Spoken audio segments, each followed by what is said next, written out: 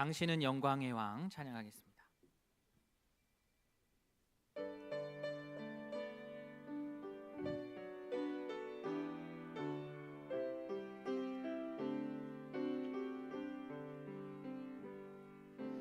당신은 영광의 왕, 당신은 평강의 왕, 당신은 하늘과 땅의 주, 당신은 정의의 아들. 천사가 무릎 꿇고 예배하고 찬송하네. 영원한 생명 말씀, 당신은 예수 그리스도 주. 호산나 다윗의 자손께, 호산나 불러 왕 중의 왕. 높은 하늘엔 영광을 예수 주 메시아네.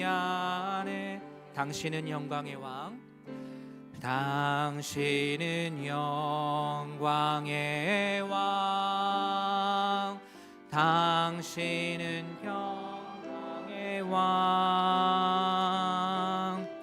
당신은 하늘과 땅의 주, 당신은 정의의 아들. 천사가 무릎 꿇고 예배하고 찬송하네. 영원한 생명 말씀, 당신은 예수 그리스도 주. 호산나 다윗의 자손께, 호산나 불러 왕 중의 왕. 높은 하늘엔 영광을 예수 주 메시. 다시 찬양합니다. 당신은 영광의 왕, 당신은 영광의 왕, 당신은 평강의 왕, 당신은 하늘과 땅의 주, 당신은 정의의 아들. 천사가 무릎 꿇고 예배하고 찬송하네. 영원한 생명 말씀, 당신은 예수 그리스도 주. 호산나 다윗의 자손께, 호산나 불러 왕 중의 왕. 높은 하늘엔 영광을 예수 주 메시아네.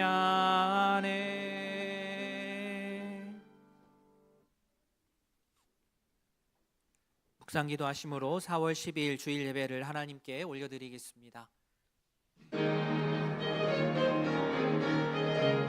할렐루야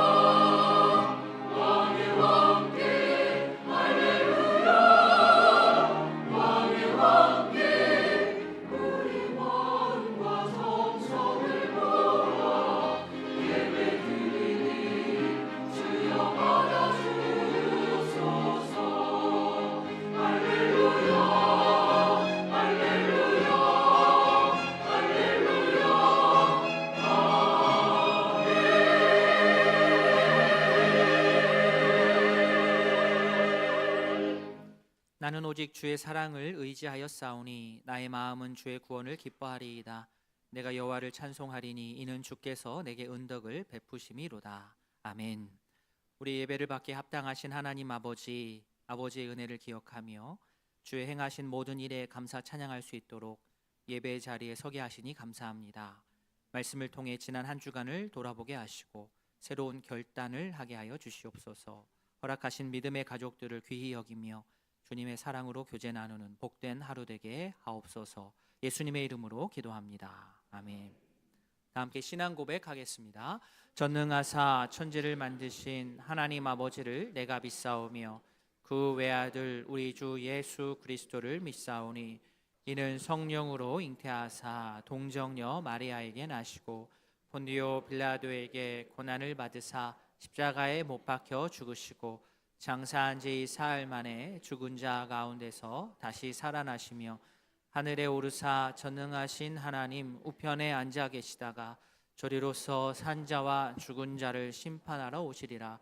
성령을 믿사오며 거룩한 공회와 성도가 서로 교통하는 것과 죄를 사하여 주시는 것과 몸이 다시 사는 것과 영원히 사는 것을 믿사옵나이다. 아멘. 찬송 5장입니다.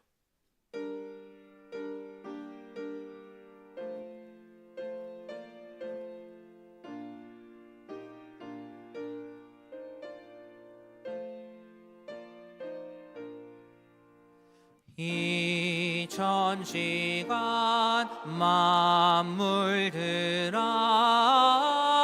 복 주시는 주 여호와 전능성부 성자 성령 찬송하고 찬송하세. 아멘. 성구교도 교동문 76번입니다. 태초에 말씀이 계시니라. 이 말씀이 하나님과 함께 계셨으니 그가 태초에 하나님과 함께 계셨고 만물이 그로 말미암아 지은 바 되었으니 그 안에 생명이 있었으니 이 생명은 사람들의 빛이라. 참빛 곧 세상에 와서 각 사람에게 비추는 빛이 있었나니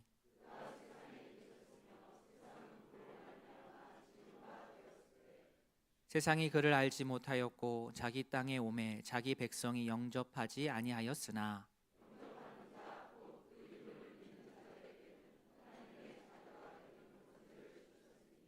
이는 혈통으로나 육정으로나 사람의 뜻으로 나지 아니하고 말씀이 육신이 되어 우리 가운데 거하심에 우리가 그의 영광을 보니 아버지의 독생자의 영광이요 은혜와 진리가 충만하더라. 아멘. 찬송 529장입니다.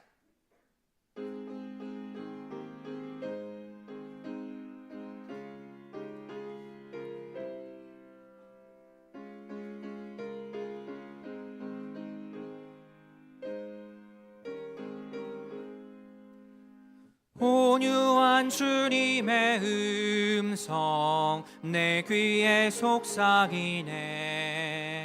내 마음 문을 두드리니 곧 주님을 영접하라. 피하지 말라. 피하지 말라. 우리가 곁길로 피해도 맘속에 오시리. 심판날 당할 때 주님을 너 맞을 준비해. 맘속에 주님을 영접하라. 주 영접하라. 사랑의 주 예수 친히 이 땅에 내려오사 문 밖에 서서 기다리니 참 놀라운 사랑이라. 피하 피하지 말라 피하지 말라 우리가 곁길로 피해도 맘속에 오시리 심판날 당할 때 주님을 너 맞을 준비해 맘속에 주님을 영접하라 주 영접하라 주님이 부르는 음성 널 받아주시나니 회개한 내게 임하시어 끝까지 널 도우시네 피하지 말라 피하지 말라 우리가 곁길로 피해도 맘속에 오시리 심판날 당할 때 주님을 너 맞을 준비해 맘속에 주님을 영접하라 주 영접하라 주님의 은혜를 받고 너 주를 영접하라 마음 문 활짝 열어놓고 너 주님을 영접하라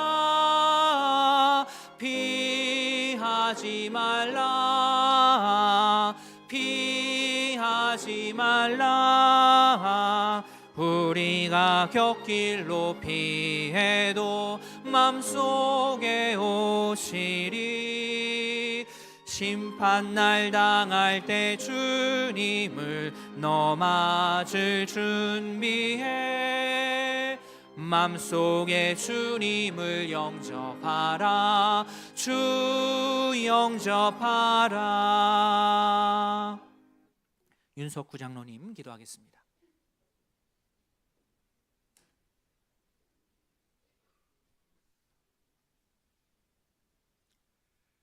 존귀와 영광을 받으시기에 합당하신 주님, 모든 만물과 함께 이 시간 하나님과 어린 양 되신 예수 그리스도께 찬양을 올립니다. 부활의 기쁨을 얻은 저희들이 영원히 거듭할 일은 존귀하신 주님을 찬양하는 것임을 알게 되었습니다. 이 예배가 하나님 나라의 경배를 실현하는 모범이 되는 예배가 되게 하여 주시옵소서. 저희들 가운데 은혜로운 화답이 있게 하시고 울려 퍼지는 자리가 되게 하여 주시옵소서. 긍휼을 베푸시는 주님, 저희들이 육신으로 살아온 지난 날들을 돌이켜 봅니다. 자기 중심적으로 스스로의 교만함과 어리석음을 보지 못한 채 지냈던 지난 시간들을 부끄럽게 생각하며 뉘우치는 마음으로 회개합니다. 용서하여 주옵소서. 이제는 그리스도인이라는 이름만 갖고 살지 않게 하시고 믿음의 눈을 크게 뜨고 주님을 간절히 찾는 역사가 있게 하여 주옵소서. 주님의 피로 값주고 사신 의동교회를 영생의 소망이 넘치는 교회가 되게 하여 주옵소서.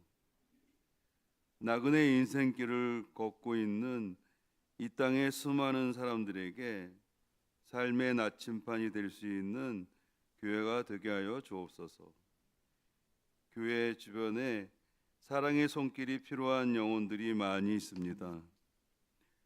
주님의 이름으로 그 아프고 상처 입은 영혼들을 싸매주고 치료해 줄 수 있는 교회가 되게 하여 주옵소서. 고통과 방황으로부터 평안과 안식으로 초대할 수 있는 교회가 되게 하여 주옵소서. 오늘도 이 자리에 주님의 은혜를 사모하는 저희들에게 생명의 역사가 넘쳐나게 하여 주시옵소서. 담임 목사님을 통하여 말씀을 들을 때 상하고 찢긴 심령들이 위로를 받고 소망을 얻으며 육신의 질병으로 고통받는 성도가 치료함을 얻고 궁핍한 자가 부욕해 되는 형통을 얻을 수 있도록 인도하여 주시옵소서. 흔들리는 심령이 살아나게 하시고 하나님의 역사로 믿음 안에서 견고히 서는 역사가 일어나게 하여 주시옵소서.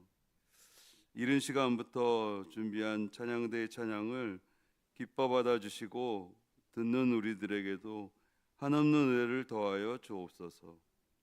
이 시간 건강이 안 좋아 예배에 참석하지 못한 성도들 주님께서 친히 안수하시어 하루속히 치유함 받을 수 있도록 인도하여 주시옵소서.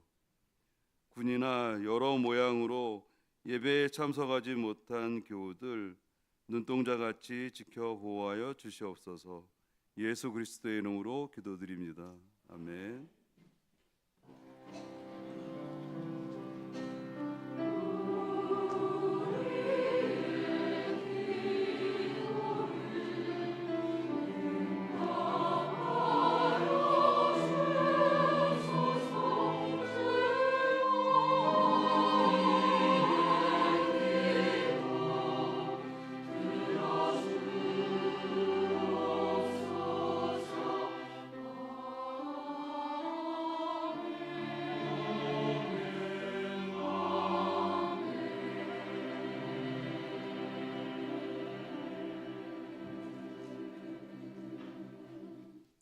교회 소식 말씀드리겠습니다. 주보를 참조해 주십시오. 정기재직회가 오늘 2부 예배 후 본당에서 있습니다. 우리 재직분들 참여해 주시기를 바랍니다. 전도부 주관으로 전도 대상자를 위한 기도 모임 오늘 오후 3시에 지하 1층 찬양대 연습실에서 모이겠습니다. 함께 하시고자 하는 분들 많이 오셔서 함께 기도하기를 바랍니다. 청년부 오늘 봄소풍 있고요. 교회 대청소가 이번 주 토요일에 있습니다. 오전 9시 50분에 먼저 우리 본당으로 모이겠습니다. 모이셔서 함께 기도하고 또 잠깐 또 오리엔테이션 듣고 또 초원별로 흩어져서 저희가 청소하도록 하겠습니다. 점심도 제공이 되고요. 초원별 청소 구역 또 어떤 청소를 하게 될 것인지 미리 칼럼란에다가 적어 놓았습니다. 많이들 오셔서 오후 4시까지라고 되어 있지만 그 전에 끝날 수 있도록 열심히 하고 함께 또 끝낼 수 있었으면 좋겠습니다. 많이들 나오시면 감사하겠습니다. 다음 주 임시 공동의회가 있습니다. 안건은 교회 직원 선거입니다. 2부 예배 후 진행하도록 하겠습니다. 우리 후보자에 대한 자세한 사항 게시판을 참조해 주시기 바랍니다. 특별히 이 한 주간 동안 우리가 세울 우리 직원들을 위해서, 직분자를 위해서 특별히 집중하여 기도하는 한 주 되기를 원합니다. 교육부 교사 봄소풍 25일 토요일에 있습니다. 성지순례 광고 이번 주 오늘이 마지막입니다. 오늘까지 사무실에 신청해 주시기를 바랍니다. 설립 60주년 기념 바자회 및 교회학교 행복마켓 5월 23일 토요일입니다. 이를 위해서 물품을 기증받습니다. 새로운 상품 또 상태 좋은 물건 기증받고 또 혹은 자영업 하시는 성도님들 중에서 위탁하여서 판매할 수 있도록 좀 이렇게 협조해 주실 분들 계시면 진행하시는 우리 바자회 진행하시는 분들 우리 성도님들과 좀 얘기를 나눠 주시면 감사하겠습니다. 이번 주 화요일에 정기 노회가 있습니다. 참석하고 오도록 하겠습니다. 이금수 집사님 호산나 찬양대원으로 임명합니다. 오늘 점심은 고 윤복금 권사님 가정에서 섬겨주십니다. 오늘 등록하신 분 계십니다. 노은기 성도님 자리에서 잠깐 일어나 주시겠습니까? 예, 우리 박수로 하도록 하겠습니다. 우리 감사합니다. 예, 앉아주시고 우리 김성숙 성도님 네, 박수로 감사합니다. 예, 주소가 같기 때문에 그죠? 예, 부부십니다. 부부시고 김희 집사님 인도로 등록하셨습니다. 너무 감사합니다. 오늘은 저희가 정기재직회가 있어서 바로 저하고 인사하기는 아마 오늘은 힘들 것 같고, 우리 새가족 부원들의 안내 받으셔서 우리 나중에 또 만나도록 그렇게 하겠습니다. 너무 감사합니다. 예, 이상입니다. 함께 보실 하나님의 말씀 누가복음 10장 1절부터 12절까지입니다. 신약성경 109면입니다. 누가복음 10장 1절부터 12절까지 우리 한 절씩 교독하겠습니다. 그 후에 주께서 따로 70인을 세우사 친히 가시려는 각 동네와 각 지역으로 둘씩 앞서 보내시며 일꾼이 적으니 그러므로 추수하는 주인에게 청하여 추수할 일꾼들을 보내주소서. 갈지어다 내가 너희를 보냄이 어린 양을 이리 가운데로 보냄과 같도다. 내나 배낭이나 신발을 가지지 말며 길에서 아무에게도 무난하지 말며 어느 집에 들어가든지 먼저 말하되 이 집이 평안할지어다 하라. 아니 평안을 받을 사람이 거기 있으면 너희의 평안이 그에게 머물 것이요 그렇지 않으면 너희에게로 돌아오리라. 그 집에 유하며 주는 것을 먹고 마시라. 일꾼이 그 싹을 받는 것이 마땅하니라. 이 집에서 저 집으로 옮기지 말라. 동네에 들어가든지 너희를 영접하거든 너희 앞에 차려놓은 것을 먹 거기 있는 병자들을 고치고 또 말하기를 하나님의 나라가 너희에게 가까이 왔다 하라. 동네에 들어가든지 너희를 영접하지 아니하거든 그 거리로 나아서 말하라. 너희 동네에서 우리 발에 묻은 먼지도 너희에게 떨어버리노라. 그러나 하나님의 나라가 가까이 온 줄을 알라 하라. 내가 너희에게 말하노니 그날의 소돔이 그 동네보다 견디기 쉬우리라. 아멘. 헌금 위에 윤월중 집사님 기도하겠습니다. 하나님 아버지 감사합니다. 지난 한 주간도 부활하신 주님께서 우리와 함께 동행하여 주셨음에 감사드립니다. 주님의 자녀들을 이 혼란한 세상에서 홀로 두지 않으시고 각자의 삶 가운데서 이 모양 저 모양으로 지켜주시고 주님을 신뢰함으로 마음의 평강을 누리게 하여 주심에 감사를 드립니다. 이 시간 감사의 예물을 하나님께 드립니다. 드리는 성도들의 마음의 중심을 보시옵고 드리는 손길 위에 은혜를 더하여 주시옵소서. 사용되는 곳에도 하나님의 영광만이 나타나게 하옵시며 예수님의 이름으로 기도드렸습니다. 아멘. 찬송 495장입니다.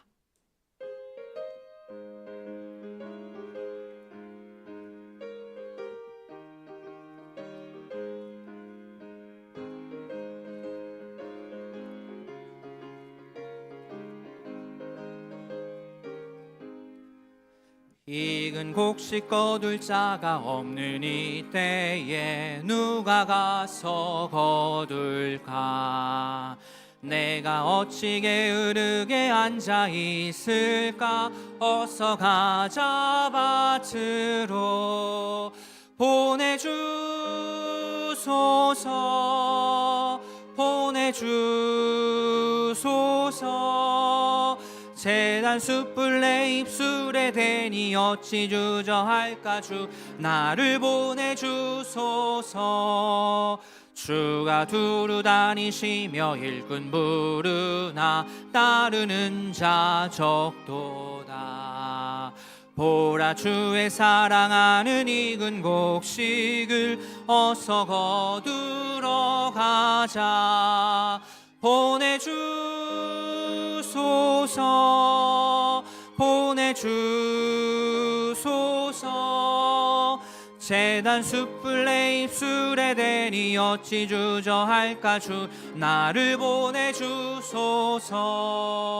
주가 나를 부르시니 언제 어디나 기뻐 가서 일하리.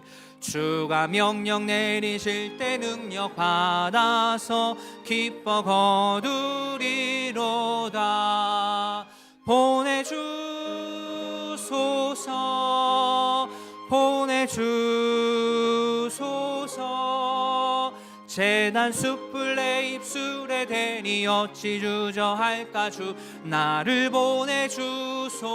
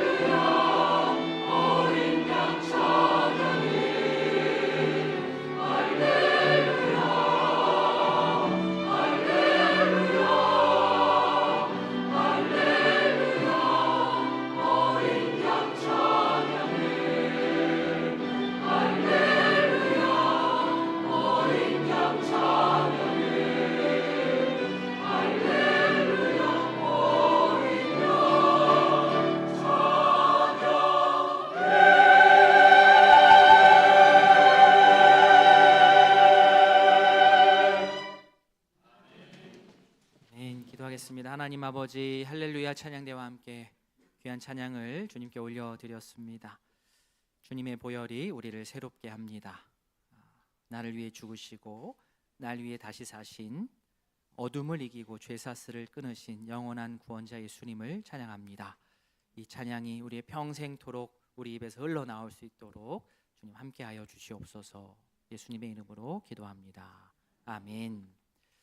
주님의 은혜와 평강이 우이동교회 모든 가족들에게 가득하기를 바랍니다. 아멘. 예수님과 제자들이 갈릴리에서 예루살렘으로 이동하려고 하셨을 때 중간에 들르게 되는 동네가 있었으니 거기가 사마리아입니다. 갈릴리가 북쪽에 있고요, 예루살렘이 그 남쪽에 있는데 직선거리로, 그냥 우리로 하자면 내비게이션 찍으면 최단거리는 사마리아를 경유하는 길입니다. 그렇게 가면 빨리 갈 수가 있는데, 그렇게 가면 참 좋겠지만 현실이 그렇지가 못했습니다. 사마리아 땅은, 사마리아 동네는 유대인들이 오랜 역사적인 차별과 혐오가 담겨 있는 동네입니다. 사마리아라는 동네가요. 그러니까 사마리아인들은 유대인들에 의해서 차별과 혐오를 받았기 때문에, 또 반대로 사마리아인들은 또 유대인들에 대해서 좋은 감정이 없습니다. 실제 예수님과 제자들 사마리아 통과해서 예루살렘 가고자 하셨지만 사마리아 사람들이 막습니다. 9장 53절 보시면 예수께서 예루살렘을 향하여 가시기 때문에 그들이 받아들이지 아니하는지라. 자, 여기서 문제, 그들이 누구겠습니까? 사마리아 사람들. 사마리아 사람들. 예수님과 예수님의 제자들이 통과해서 자신들의 지역을 통과해서 예루살렘으로 가는 것을 이 사람들이 막았습니다. 막으니까 어떻게 합니까? 돌아가야죠. 삥 돌아서 우회를 해서 가는 도중에 예수님 앞에 내가 예수님을 따르겠습니다, 너는 나를 따르라, 따르라, 3명 있었지 않습니까? 그 세 사람과의 대화를 통하여서 예수님께서 제자도, 예수님을 따르는 그 제자도는 무엇인가 그렇게 교훈하셨습니다. 누가복음 오늘 10장을 읽었는데 9장에서 처음에는 예수님께서 12제자에게 능력과 권위를 위임해 주신 다음 마을로 나가서 두루 다니면서 복음을 전하고 병을 고치게 하는 내용이 9장 앞부분에 나오고, 오늘 함께 읽은 누가복음 10장 앞부분에서 역시 제자들을 불러서 파송하는 그러한 장면이 나오는데, 차이가 있다면, 9장과 차이가 있다면 규모나 내용이 확장이 된다는 겁니다. 자, 1절 말씀 함께 읽겠습니다. 그 후에 주께서 따로 70인을 세우사 친히 가시려는 각 동네와 각 지역으로 둘씩 앞서 보내시며. 자, 그 후에 어떤 후입니까? 예수님께서 제자도를 교훈하신 그 후에, 예수님께서 제자들에게 제자도는 이것이다 라고 교훈하신 그 후에, 그 다음에 70인을 세워서 파송합니다. 예수님을 따른다는 것은 지금까지 내가 하던 것에 취미생활 하듯이 옵션을 하나 더 넘기는 것이 아니라 아주 급진적인 변화를 요구한다고 했습니다. 자, 편안함을 포기해야 되고요, 대가를 치를 각오를 해야 되고요, 미루지 않아야 되고요, 지금 바로 뒤를 돌아보지 않는 결단이 필요한 것이 바로 예수님을 따르는 일입니다. 이렇게 제자도에 대해서 교훈을 받았으면, 배웠으면 그대로 해야 됩니다. 실천해야 됩니다. 자, 이 제자도를 교훈하신 것을 기준으로 해서, 그죠? 예수님께서 12제자를 보내신 것은 그 앞이고, 그리고 제자도를 교훈하시고 나서 70명의 제자들을 보내는 것은 제자도를 교훈한 다음입니다. 확장이 되는 거죠. 예수님을 따르는 예수님의 제자는 처음에는 이렇게 소수로 시작할지 모르지만 점점 그 범위가 넓어져 갑니다. 즉, 제자로서의 사명은 몇몇 소수에게만 국한하지 않습니다. 제자로서의 사명은 주님의 부르심을 받은 공동체 전체의 사명입니다. 이 사실을 우리가 꼭 기억해야 됩니다. 그런데 이것을 받아들이기 싫어하는, 꺼리는 경향이 우리 모두에게 조금씩은 있습니다. 예를 들어 이런 거지요. 목회자나 선교사들 혹은 교회 사역에 열심인 소수가 예수님의 직속제자 12명의 역할을 그 사람들이 좀 대표로 좀 해주면 난 그 뒤에서 조용히 뒤따르겠다라는 자신만의 소박한 계획이 있습니다. 그런 우리에게 예수님께서 이번에는 누가복음 10장에서 그 범위를 12명에서 몇 명으로 늘리십니까? 70명으로 확 늘리죠. 확. 네. 그러면 또 우리는 어떻게 합니까? 전략을 또 수정하죠. 예수님, 저는 71번입니다. 70번까지 마음껏 보내시고, 주님, 제가 저기 있으니 쟤를 보내소서. 저는 71번입니다. 뒤에서 묵묵하게 이름도 없이 빛도 없이 섬기겠습니다. 이름도 없이 빛도 없이는 그럴 때 쓰는 게 아닌데, 그렇게 해서는 안 됩니다.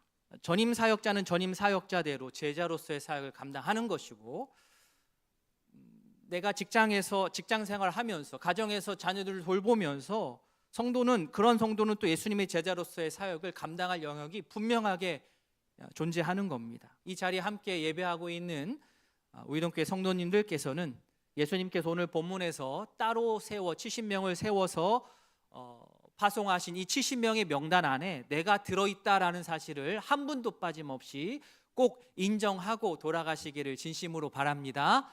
아멘, 아멘. 그런데 예수님께서 혼자 안 보내시죠. 둘씩 짝지어서 보냅니다. 혼자 튀게 사역 잘한다고 될 일이 아닙니다. 교회 일은 그렇지 않습니다. 상호 돌봐야 되고 조화를 이루어야 되고 함께 공동으로 사역해야 됩니다. 자, 이렇게 2인 1조로 앞서 보내실 때 한 가지 지침을 주셨습니다. 지침. 막 파송하려고 그래요. 파송하기 전에 오리엔테이션, 지침. 2절 말씀 같이 읽겠습니다. 이르시되 추수할 것은 많되 일꾼이 적으니 그러므로 추수하는 주인에게 청하여 추수할 일꾼들을 보내주소서 하라. 아멘. 이 추수라는 말이 참 말씀에서 신앙생활 하면서 참 귀한 단어인데, 요즘 워낙 그 몇몇 이단들이 이 추수라는 단어를 너무 자기들 말처럼 오용하고 많이 써가지고 이 어감이 좀 많이 이렇게 퇴색이 되는 것 같아서 조심스럽습니다. 추수는 정말 좋은 뜻입니다. 예수님께서 말씀하신 이 추수라는 단어, 추수라는 말은 좋은 뜻입니다. 여기서 추수란 제자들이 전하는 하나님 나라의 복음을 사람들이 듣고 수용하는 것, 열매를 맺는 것, 이게 추수입니다. 2절 말씀 보면 많은 게 있고 적은 게 있습니다. 많은 게 있고 적은 게 있습니다. 자, 하나님 나라 복음을 듣고 수용할 사람들이 많습니까? 적습니까? 상상하지 마시고 있는 그대로, 2절에 있는 그대로 하시면 됩니다. 자, 하나님 나라 복음을 듣고 수용할 사람들이 많습니까? 적습니까? 많습니다. 내가 생각할 때 적을 거 그런 거 아니에요. 예수님이 말씀하셨어요. 많다고. 많습니다. 자, 그러면 적은 게 있어요. 적은 거. 자, 추수할 일꾼, 즉 그들에게 하나님의 나라의 복음을 전해줄 사람은 많습니까? 적습니까? 적습니다. 많고 적고. 물론 적으면 뭐 어떻게 하겠습니까? 적은 대로 해야죠. 그런데 예수님께서는 우리의 상황이 이렇다. 지금 하나님의 말씀, 하나님 나라 복음을 듣고 지금 수용할 사람들이 너무 많은데 막상 전해줄 사람이 적다. 그러면 어떻게 해야 되느냐? 그러면서 70명의 제자들에게 먼저 이렇게 얘기를 하십니다. 추수하는 주인에게 청해라. 추수할 일꾼을 보내주소서라고 청해라. 이게 첫 단계입니다. 자, 그럼 여기서 추수하는 주인은 누구를 뜻하겠습니까? 하나님이시죠. 우리는 이제 신앙생활을, 교회 사역을 혹은 전도를 나의 주도로, 나의 열정으로 한다는 나도 모르는 그런 생각이 이렇게 가득 차 오를 때가 있는데 전혀 그렇지 않습니다. 우리가 하는 모든 사역들, 하나님의 일들은 하나님께서 주도하십니다. 그래서 이 사실을 아는 우리들은 어떻게 먼저 기도해야 되느냐? 하나님, 추수할 일꾼을 보내주십시오. 자, 나는 안 간다는 말이 아니에요. 나도 지금 추수할 일꾼으로 나서고 있어요. 그런데 수가 부족하니까 추수할 일꾼을 하나님 보내주십시오. 이렇게 기도하는 것이 모든 사역의 출발이고 기초입니다. 너무 당연한 말이기도 하죠. 예수님께서 사역의 현장에 이렇게 파송되는 제자들에게 본격적인 사역에 앞서 잠깐만 하고 추수할 일꾼을 보내달라고 먼저 기도해라 이렇게 말씀하신 이 부분이 저도 말씀을 준비하면서 저에게 크게 다가왔습니다. 깊게 다가왔습니다. 그래도 명색이 제가 목사인데 사역을 하면서 기도 왜 안 하겠습니까? 합니다. 그런데도 이 말씀 앞에 저의 사역들, 저의 마음을 많이 돌아보게 되고 많이 찔리는 부분이 있었습니다.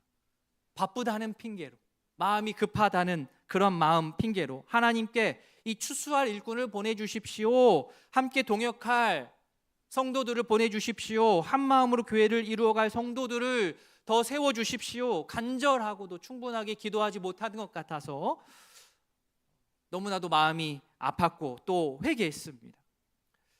우리도 마찬가지입니다. 우리가 목장을 이루고 전도회를 이루고 부서 사역을 하면서 열심히 바쁘게 사역을 하긴 하는데 정작 하나님께서 추수할 일꾼을 우리에게 동역할 믿음의 동지들을 보내주십시오, 우리의 부서를, 우리의 모임을, 부흥을 우리에게 허락하여 주십시오 라고 기도하는 것을 우리가 하지 않았다고 한다면 오늘 말씀을 통하여서 우리 모두가 이 말씀을 마음에 두고 돌이킬 수 있기를 바랍니다. 열심히 한다고 바쁘기만 했던 모습은 좀 내려놓고 모든 사역에 앞서 간절하고도 깊이 있게 먼저 기도하는 우이동교회 모든 성도님들 되시기를 바랍니다. 아멘. 자, 이렇게 먼저 기도한 다음에, 기도했어요. 그럼 어떻게 해야 됩니까? 출동해야 됩니다. 나가야 됩니다. 맡은 바 사역을 감당하러 출발해야 됩니다. 우리 3절 말씀 같이 읽겠습니다. 갈지어다 내가 너희를 보냄이 어린 양을 이리 가운데로 보냄과 같도다. 어떻습니까? 갈지어다. 예수님께서 이제 준비했지, 기도했지. 자, 갈지어다 했는데 갈지어다 했으면 희망찬 얘기를 해주셔야 될 것 같은데, 그렇죠? 어린 양을 이리 가운데로 보낸 것 같아. 가라는 말씀인 건지 주저, 좀 약간 움찔하는, 그죠? 앞뒤 맥락이 없으면 이거 좀 겁나는데 이런 생각 듭니다. 개봉한 지 이제 30년 가까이 된 영화가 하나 있어요. 29년 된 영화인데 오래된 영화지만 이 데블스 애드버킷이라는 영화가 있습니다. 알파치노도 나오고요, 키아누 리브스도 나오고요, 막 나와요. 한번 보시면 뭐 도움이 되리라 생각합니다. 제가 왜 이 말씀을 드리냐면 이 영화 안에 이 성경 구절이 대사로 나와요. 영화 초반에 알파치노가 키아누 리브스 보면서 내가 너희를 보냄이 양을 이리 가운데 보낸 것 같도다 막 이래요. 그 영화 후반부에는 옆에 있는 여성은 키아누 리브스 엄마 역할하는 배우거든요. 또 후반에 다시 키아누 리브스한테 내가 너를 보냄이 양을 이리 가운데 보낸 것 같도다 이렇게 나옵니다. 재밌겠죠? 예. 이 앞뒤 맥락을 모르면, 그죠? 이렇게 느낄 것 같아요. 아주 뭐 거친 세상, 쉽지 않은 터프한 그런 세상에 우리 순진한 우리 자식을 세상으로 보내면서 자식 걱정하는 부모의 마음을 담은 대사처럼 느껴져요, 처음에는. 그죠?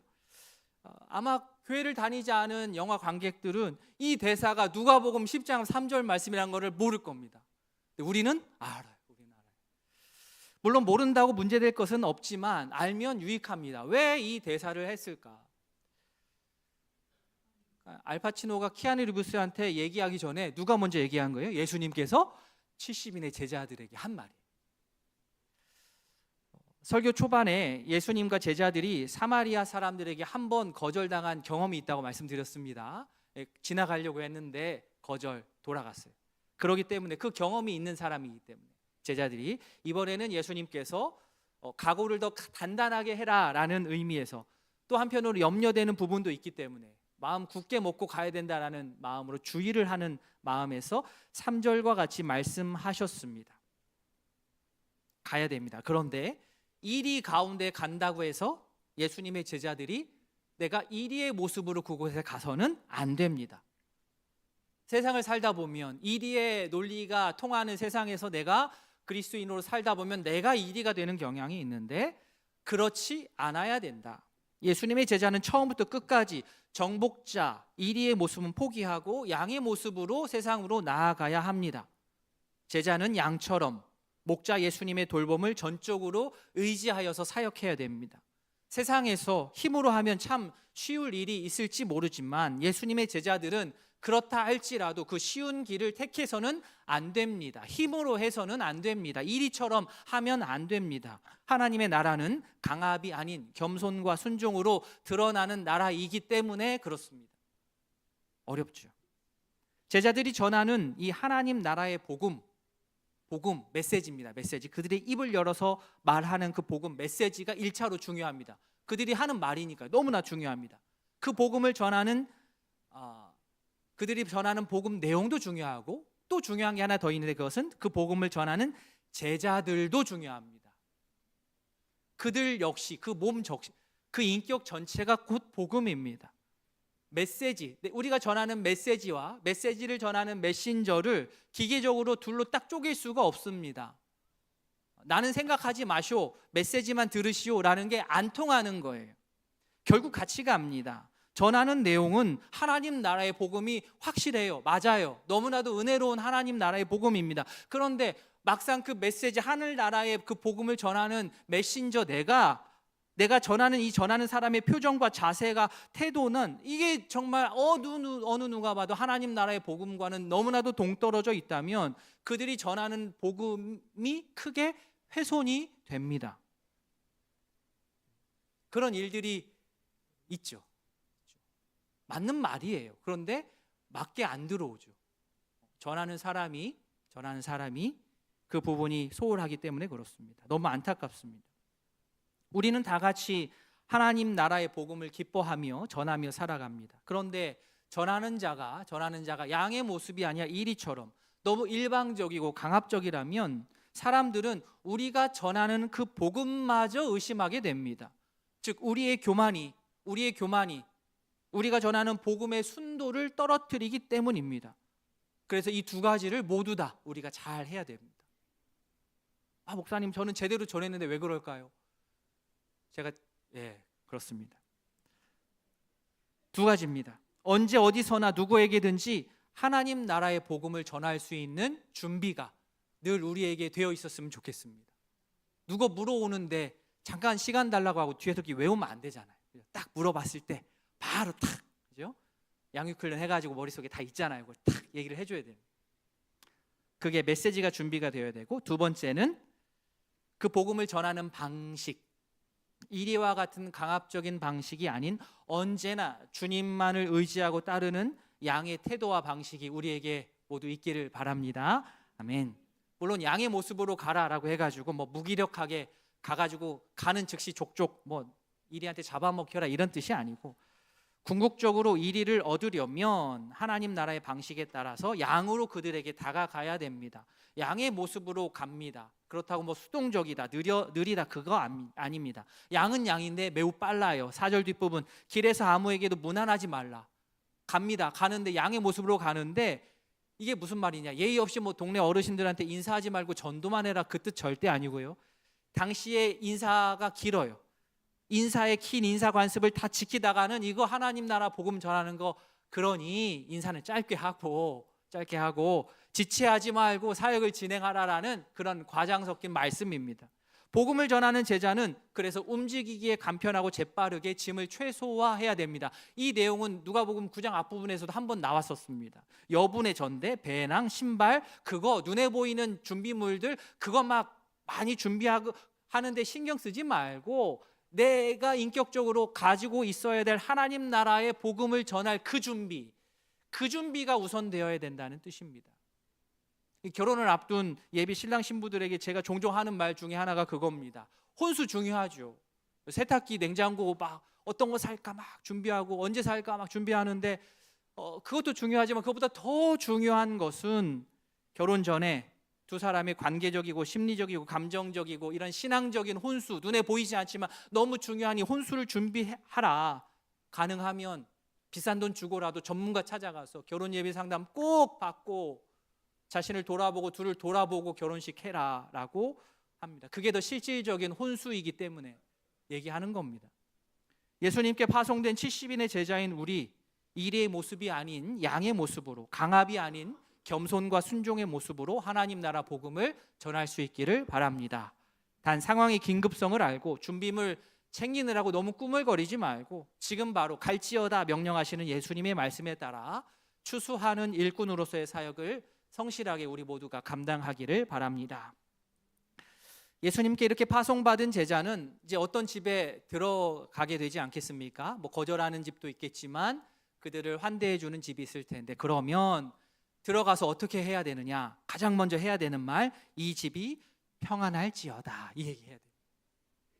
예수천국 불신족 이렇게 하면 안 되고 이 집이 평안할지어다 이거 먼저 해야 돼요. 네. 이 집에 평화가 있기를 바랍니다. 이것은 단순 인사를 넘어서 하나님 나라의 복을 선포하는 겁니다. 제자는 하나님의 평안, 평화, 평강을 전달하는 자예요. 예수님의 제자는 그거 하는 자들입니다. 교육자들이 사업체 신방할 때가 있습니다. 신방 마치고 이제 딱 가려고 그러는데 갑자기 손님들이 몰려 들어오면 기분이 정말 좋습니다. 원래 올 손님이 온 것일 수도 있어요. 그렇죠? 아니면 신방 후에 하나님께서 긍휼을 베푸셔서 또 사람들의 발걸음을 평소보다 더 많이 인도해 주실 수도 있지만 어떠하든 신방을 통해서 그곳에 또 그곳을 방문하는 사람들에게 하나님의 평화가 있기를 바라는 마음이 있습니다. 함께 예배하는 성도는 교역자들이 전하는 평화의 선포를 거부할 리 만무하지만 누가복음 상황에서는 제자들이 전하는 이 하나님 나라의 복을 모두 다 수용하지는 않을 것입니다. 만약에 수용하면 좋지만 만약에 제자들이 전하는 그 평안, 제자들이 정하는 그 하나님 나라의 평안을 그들이 수용하지 않는 일이 발생하면 어떻게 되겠습니까? 6절 말씀입니다. 같이 읽겠습니다. 만일 평안을 받을 사람이 거기 있으면 너희의 평안이 그에게 머물 것이요 그렇지 않으면 너희에게로 돌아오리라. 아멘. 평안을 받을 사람, 평안의 아들, 복음에 우호적으로 반응하는 자들, 하나님께서 예비해 두신 자들입니다. 내가 복음을 전한다고 저 사람이 받을까 싶지만 이것은 추측해서는 절대 모르는 것이고 전해봐야 압니다. 제자인 우리가 모든 사람의 마음을 인위적으로 열 수 있는 방법은 없지만 우리가 복음을 전하다 보면 하나님께서 준비해 두신 사람을 언젠가는 꼭 만나게 됩니다. 그것을 알기 위해서라도 전해야 됩니다. 전하기 전까지는 알 수가 없어요. 거절할까 봐 무서워서 전하지 않으면 알 수가 없습니다. 그래서 먼저 믿은 우리는 기회 있는 대로 전해야 됩니다. 단 이리처럼이 아니라 양처럼 전해야 됩니다. 우리는 거기까지 하면 됩니다. 우리도 사람이기 때문에 거절을 당하는 것 좋아할 수 없지만 그렇다고 그들이 거절했다고 해서 나의 실패, 예수님의 제자들의 실패라고 말할 수 없습니다. 실패를 뜻하지 않습니다. 절대 그렇지 않습니다. 내가 부지런히 여기 이곳에서 우이동에서 열심히 쌍문동에서 전했는데 그때는 이곳에서 그 시기에는 안 믿다가 나중에 저기 어디 이문도로 이사 갔어요. 그런데 거기서 또 다른 예수님의 제자가 전했을 때 그때 복음 수용할 수 있는 겁니다. 또 반대로 누군가가 어디 다른데 저기 뭐 분당에서 열심히 전했는데 끝까지 안 받았어요. 그런데 이 우이동으로 이사를 왔네요. 그랬더니 우이동 교회 우리 성도님들이 딱 전했을 때 그때 또 복음을 수용하는 일도 있는 겁니다. 그것은 누구도 할 수 없는 일이에요. 그래서 먼저 믿은 우리는 부지런히 양의 모습으로 우리 이웃들에게 평안을 선포해야 됩니다. 우리가 이웃에게 하나님의 평안을 선포했을 때 그들이 수용하지 않는다면 어떻게 해요? 말씀대로 평안이 그 전한 자에게 돌아온다 하였습니다. 이게 뭐예요? 이게 손해보는 일이 절대 아니다. 내가 전한 것을 나의 이웃이 수용하면 그에게 평안이 머물고 그렇지 않다 하더라도 그 평안이 공중으로 흩어져서 무의미하게 소멸되는 것이 아니라 도리어 그 평안은 나에게로 더 쌓여올 것이다. 예수님의 이 말씀을 기억하시고 우리 주변 이웃들에게 늘 평안을 전하는 예수님의 제자가 되기를 바랍니다. 계속 말씀드리지만 이 평안을 전하는데 인상 쓰면서 전하면 효과가 없습니다. 내가 평안이 없는데 어떻게 무슨 이웃에게 평안을 전할 수 있겠습니까? 아무리 좋은 평안이라고 하더라도 상대에게 불편함과 또 위협이 되어서는 안 됩니다. 나는 막 마지못해 지금 꾸역꾸역 평안과는 거리가 멀게 간신히 교회에 출석하면서 우리 자녀들에게는 정말 기쁨으로 신앙생활 해야 하느니라, 평안 가운데 있기를 바라노라 할 수가 없는 겁니다. 비행기를 타면 안전비행을 위해서 안내와 교육받지요. 예전에는 직접 했는데 요즘 영상으로 하더라고요. 다 간소화돼서. 그 안내 사항 중에 하나가 산소 마스크 사용법입니다.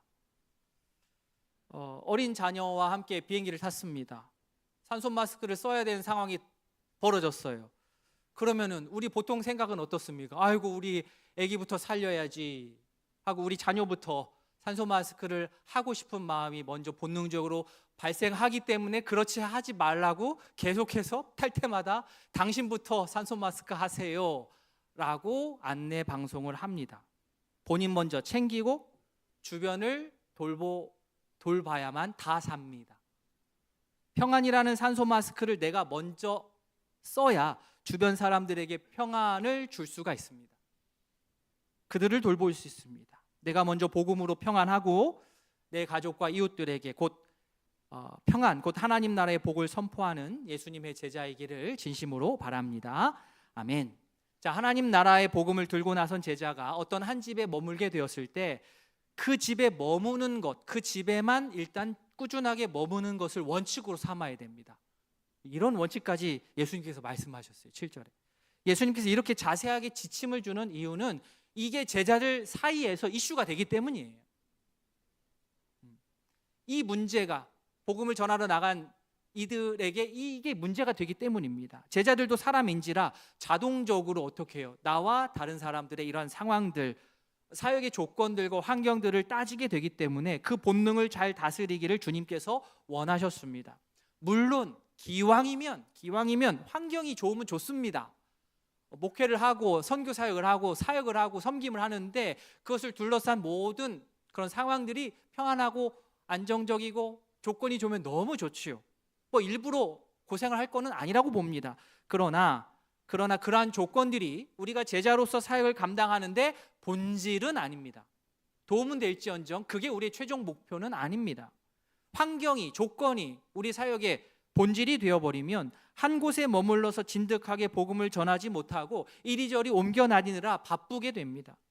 제자는 옆에 다른 제자들이 지내는 집을 보면서 비교하고 그러면 안 됩니다. 옆에 다른 제자들이 어떤 음식 먹었는지 신경을 끄고 내가 머무는 집에서 제공되는 음식이 뭐가 되었든지 감사함으로 먹어야 됩니다. 이게 제자로서의 기본 자세입니다. 이 말씀은 목회자나 선교사들을 향한 말씀만이 아닙니다. 성도 모두에게 해당하는 말이에요. 성도 모두가 기억하고 실천해야 하는 말씀입니다. 일례로 사역을 생각할 수 있습니다. 교회 사역을 생각할 수 있습니다. 교회에서 섬길 때 항상 내가 원하는 부서와 교회에서 필요로 하는 자리가 딱 맞지가 않습니다. 그럴 때 오늘 이 말씀을 한번 기억해 주시면 좋겠습니다. 어느 동네에 들어가든지 내가 어느 부서에서 섬기게 되든지 제자로서의 본분은 달라지지 않습니다. 목장이나 초원도 마찬가지입니다. 어느 동네에 들어가든지 어느 목장에 어느 전도회 어느 초원에 속하든지 제자로서의 본분은 바뀌지 않습니다. 물론 기왕이면 마음 맞는 사람들끼리 모여서 말씀 나누고 사역하고 모임하면 좋습니다. 그러나 마음 맞는 사람끼리 모이는 것이 제자로서의 최종 목표는 아니라는 겁니다.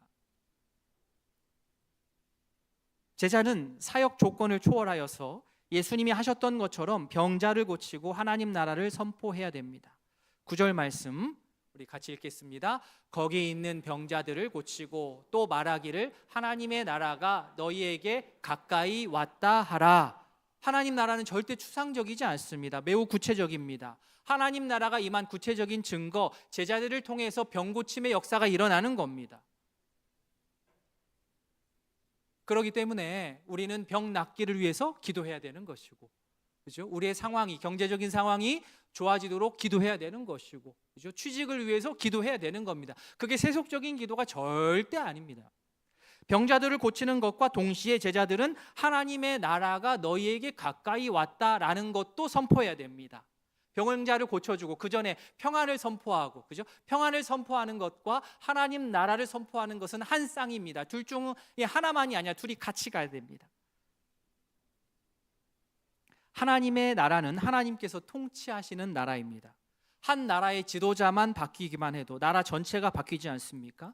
정권이 바뀌어서 맞이하는 변화의 범위와는 비교할 수 없을 정도의 변화가 하나님께서 통치하시는 하나님의 나라의 도래를 통해서 일어납니다. 이 변화를 알지 못하거나 의도적으로 받아들이지 않을 수도 있습니다. 그러면 결국에는 내 손해입니다. 요즘 세상 AI 때문에 난리지요. 나는 AI에 전혀 뭐 관심도 없고 반갑지도 않고 뭐 나는 상관없어요. 나는 생각 없이 살게요. 그렇다고 하여서 AI가 가져오는 거대한 변화의 파도를 우리는 절대 피할 수 없는 것과 마찬가지로 하나님의 나라에 내가 관심이 있고 없고는 사실 중요하지 않고 나의 동의와 상관없이 하나님의 나라는 이미 우리 곁에 와 있습니다. 하나님 나라가 가까이 왔다는 사실을 실감하지 못하는 이들을 흔들어 깨우는 행동이 복음을 전한 제자들이 이제 발에 먼지를 떨어버리는 그 행동을 하는 겁니다. 당신들이 내가 전한 복음 안 받아들였어? 나 열받아? 하면서 발을 탁탁탁 터는 게 아니고 책임 전가가 아니고 책임 분리입니다. 평안을 전했을 때 상대가 받으면 너무 감사하고 받지 않아도 결국 나한테 돌아옵니다. 전하는 자 일단 전해야 됩니다. 제자는 성실하게 전하고 혹 거절하는 일이 있다면 그 거절의 책임은 듣는 자에게 남습니다. 일면 좀 차갑기도 하고 무섭기도 합니다. 그러나 복음 선포에는 반드시 반응이라는 것이 뒤따라옵니다. 중립지대, 중립시간, 잠깐 그 중립의 기간이 있을지 모르겠지만 그거 오래가지 않습니다. 이도 저도 아닌 중립의 시간은 그렇게 오래지가 않습니다. 반드시 거절하든지 받든지 거절하든지 여기서 중요한 것은 받아들여도 하나님 나라가 가까이 온 것이고 거절해도 하나님 나라가 가까이 온 것입니다. 하나님 나라의 도래는 인간의 반응에 왔다 갔다 빨랐다 늦었다 좌지우지 되지 않습니다. 다만 인간의 반응에 따라서 하나님 나라의 도래가 복이 될 수도 있고 심판이 되기도 합니다. 결국 복음이라고 하는 것은 모든 사람들에게 결단을 요구합니다. 예수님께서 12절에 이렇게 말씀하셨습니다. 내가 너희에게 말하노니 그날에 소돔이 그 동네보다 견디기 쉬우리라. 예수님께 파송받아 복음을 들고 나간 제자들이 전한 하나님 나라가 임했다는 소식을 받지 않는 그 동네, 하나님 나라의 도래를 받아들이지 않는 그 동네를 지금 예수님께서 어느 도시하고 비교하는 거예요? 소돔하고 비교를 해서 얘기를 하시는 겁니다. 자, 소돔, 그냥 소돔 하면은 이렇게 기분이 별로 안 좋잖아요, 그죠? 소돔, 구약에서 최후의 심판을 맛본 상징적인 도시가 소돔입니다. 소돔이 받은 심판 절대 약하지 않습니다. 엄청난 심판이었어요. 그런데 예수님께서는 그 옛날 소돔의 심판은 지금 제자들을 영접하지 않은 동네가 당할 심판에 비하면 그거 약과야. 그거 쉬워. 소돔 별거 아니야 라고 말씀을 하시는 겁니다. 즉 소돔이 받은 심판은 저리 가라 할 정도의 강력한 심판을 받게 될 것이다 라고 아주 엄중하게 경고하셨습니다. 제자들이 머물렀던 그 동네 사람들은 제자들에게 직접, 예수님께 직접 하나님 나라의 소식을 너무나도 구체적이고 실감나게 들었기 때문에 그런 만큼 그에 따른 책임이 훨씬 더 큰 겁니다. 이미 믿은 우리도 마찬가지입니다. 모태신앙은 어떻게 해요? 책임이 억울해도 어쩔 수 없어요. 자, 모태신앙은 책임이 훨씬 큰 거예요. 직분 맡으신 분들 책임이 훨씬 더 큰 겁니다. 3대째 믿고 있는 가정 책임이 훨씬 더 큰 거고요. 교회 다닌 지 수십 년이 됐다라고 한다면 책임이 훨씬 더 큰 겁니다. 하나님께서 기대하시는 크기가 다릅니다. 교회에서 기대하는 크기 역시 다를 수밖에 없습니다. 한 가지 말씀드리고 마치겠습니다. 제가 고1 때 제가 존경하는 선생님 한 분 계셨어요. 담임 선생님이셨는데 영어과 선생님이었는데 별명이 참치였어요. 참치. 제가 정말 존경하는 두 손가락 안에 드는 선생님 한 분인데 이분이 이제 영어를 잘 가르치고 꼭 중간에 수업 시간마다 한두 번씩 하는 게 뭐냐면 시간을 딱 한번 봐요. 딱 보고 만약에 2시 16분 그러면 자 16번 그래요. 16번 16번에 딱 손을 들잖아요. 그러면 그날 기분에 따라서 가로가 될 수가 있고 세로가 될 수가 있는데 자 오늘은 가로 자 이렇게 하면 그 줄이 있는 애들이 다 나와요. 다 나와서 이 교탁에 지금까지 막 설명했던 거를 풀이할 수 있는 영어 문제를 딱 놓고 하나씩 풀어보라고 해요. 긴장되죠, 그죠? 수업 내용을 이제 개별적으로 물어봅니다. 그냥 다 알아듣는 것 같지만 그렇지가 않다는 걸 너무 잘 알잖아요, 선생님은. 얘네들 지금 멍 때리고 있구나 알기 때문에 다 나오라고 해서 하나씩 물어봅니다. 그런데 여기서 자, 한 반에 학생들 수준이 다 다르지 않습니까? 그죠? 영어를 잘하는 친구도 있고 영어를 거의 포기한 친구도 있고. 그런데 이 나온 친구들은 그냥 랜덤으로 이렇게 해서 16번 옆에 있다는 이유로 나왔는데, 공부에 크게 흥미가 없는 친구들에게는 어떤 문제를 선생님이 제시를 할까요? 1번 문제. 가장 쉬운 문제. 가장 쉬운 문제. 지금 얘 기를 죽이고 뭐 기분 나쁘게 하는 게 목적이 아니기 때문에 그렇습니다. 가장 쉬운 문제를 주고, 그런데 어떻게 하다 보니까 전교 3등짜리가 걸려서 나왔네요. 그러면 얘한테 1번 문제 물어볼까요? 아니요. 쫙 밑에 있는 막 단어 어렵고 막 꼬여 있는 문제 딱 너 이거 풀어봐. 어려운 문제 줍니다. 자, 그런데 만약 이 상황에서 선생님이 나한테 어려운 문제 줘가지고 내가 틀려가지고 딱밤 맞았다고 선생님 공평하지 않다고, 왜 쟤는 쉬운 문제 주고 들어가게 하고 난 어려운 문제 줘서 난 딱밤 맞게 하냐고 라고 따진다면 그 친구는 사실 진정한 우등생이 아닌 거예요. 어리석죠. 말씀을 맺겠습니다. 예수님께서 부르실 때 우리 성도님들 응답하시기 바랍니다. 예수님께서 보내실 때 순종하여 바로 나서기를 바랍니다.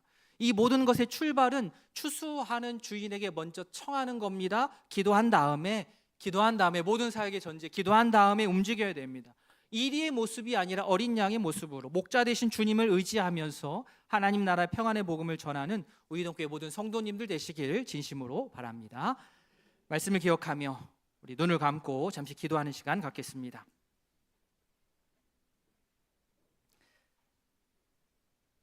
오늘 누가복음 10장 말씀을 통하여서 예수님께서 70명의 제자들을 부르셨던 이 장면, 내가 그 70명 안에 들어있는 겁니다. 누가 뭐라고 해도 우리는 그 70명 안에 들어있는 거예요. 예수님의 말씀을 듣고 순종하여서 나가야 되는데 먼저 할 것은 기도입니다. 바쁘다고 막 뛰쳐나갈 게 아니고 멈춰 서서 추수하는 주인에게 청하는 거죠. 내가 어떻게 섬겨야 되겠습니까? 내가 어떻게 사역을 해야 되겠습니까? 내가 어떻게 신앙생활을 해야 되겠습니까? 기도하셔야 돼요. 하나님, 제가 기도합니다. 기도 첫 번째 기도한 다음에 움직여야 돼요. 이리의 모습이 아닙니다. 양의 모습으로 목자 되신 주님을 전적으로 의지하여서 하나님 나라의 평안의 복음을 전하는 제자가 되겠습니다. 다짐하고 또 다짐하는 우리의 기도가 되기를 원합니다. 다 함께 기도하시겠습니다. 하나님 아버지, 은혜를 더하여 주시옵소서. 아버지여, 예수님께서 부르실 때 제가 여기 있습니다. 응답하고 주님 앞에 설 수 있기를 원합니다. 예수님께서 보내시는 그 70명의 제자들 안에 내가 있기를 원합니다. 순종하여 바로 나서기를 원합니다. 이 모든 것의 출발, 아버지, 추수하는 주인에게 청하는 겁니다.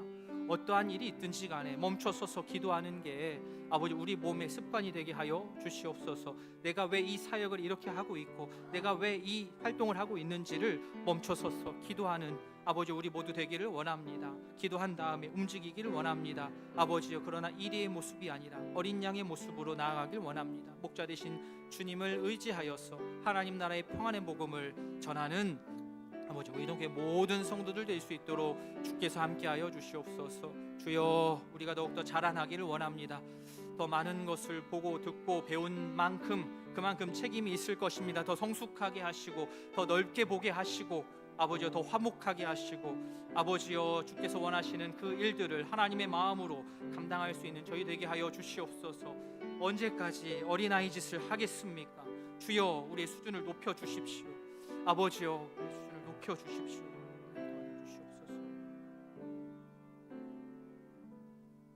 하나님 아버지, 오늘 예수님의 부름을 받아 나선 70인의 제자들 그 명단에 우리 모두가 다 들어있는 것으로 우리가 알고 또 확인하고 결단하였습니다.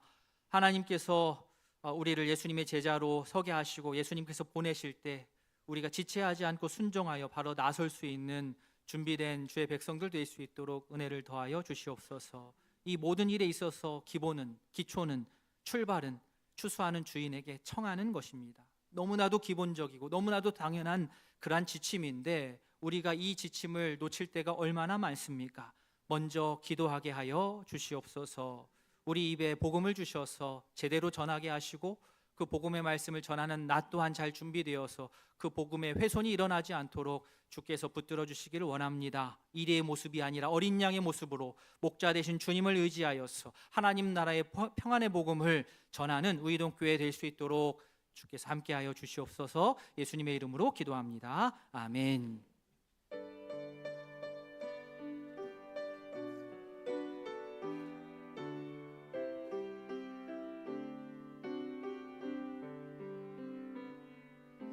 당신은 영광의 왕, 당신은 평강의 왕, 당신은 하늘과 땅의 주, 당신은 정의의 아들.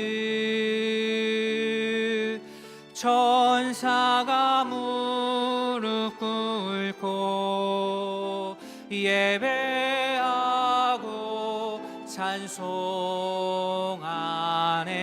영원한 생명 말씀, 당신은 예수 그리스도 주.